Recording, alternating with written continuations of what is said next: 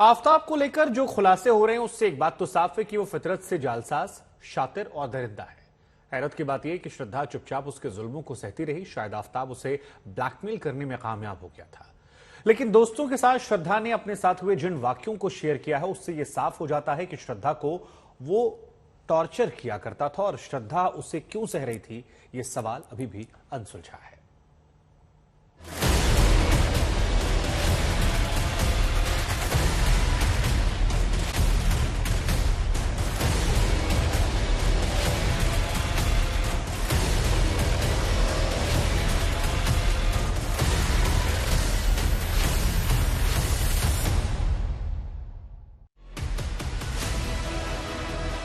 श्रद्धा पर आफताब की ज्यादती की कोई सीमा नहीं थी। श्रद्धा की हत्या के बाद आफताब की क्राइम फाइल के खुलते पन्नों से पता चल रहा है कि वो कितना बड़ा दरिंदा है।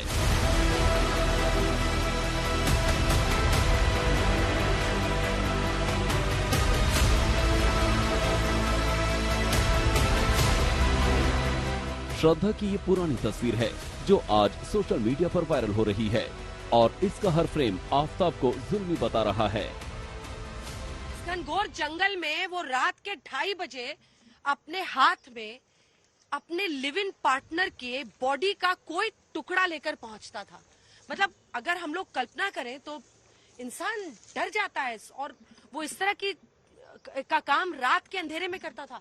मतलब ये पूरा रास्ता यहाँ से आगे तक का दिखाइए, किस तरह से ये पूरा रास्ता है जिसमें वो ऐसे जाता था आगे, और अलग अलग जगहों पर उसने बॉडी के हिस्से फेंके। आफताब के नर्क लोक में श्रद्धा बुरी तरह फंस कर रह गई थी। परिवार वाले नाराज थे, श्रद्धा से रिश्ता तोड़ रखा था और श्रद्धा चाहकर भी आफताब के चंगुल से निकल नहीं पा रही थी। हाँ, जब तब वो अपनी आपबीती जरूर अपने दोस्तों को बताती। अपने पूर्व बॉस करण भक्की से श्रद्धा के एक चैट पर गौर कीजिए जिसमें वो कह रही है, आज मैं नहीं आ पाऊंगी। कल की मारपीट के बाद मेरा बीपी लो है और शरीर में दर्द है। इस चैट को देखकर श्रद्धा की हालत को समझ पाना ज्यादा मुश्किल नहीं।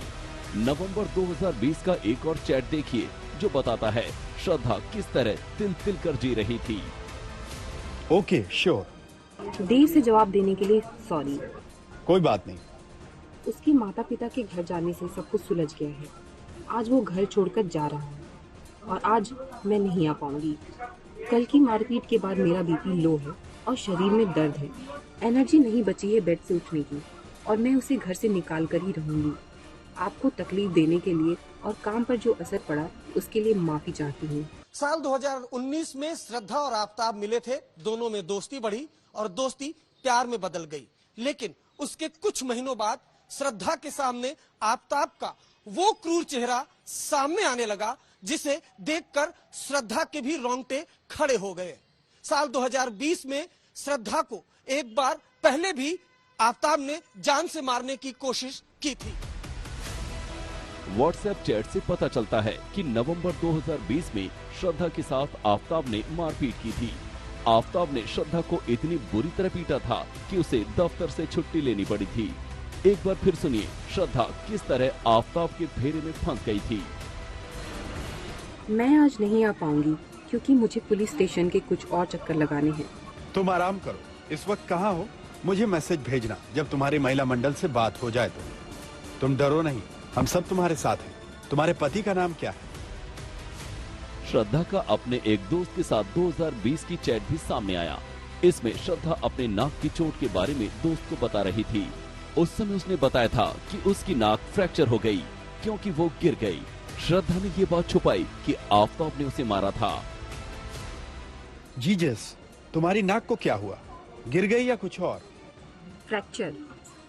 ओह, सीढ़ी चढ़ते वक्त गिर गई। अब ठीक है।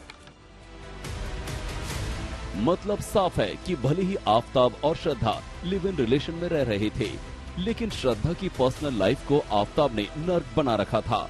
जुर्म की दस्तक को अनदेखा करना श्रद्धा के लिए मौत की वजह बन गया।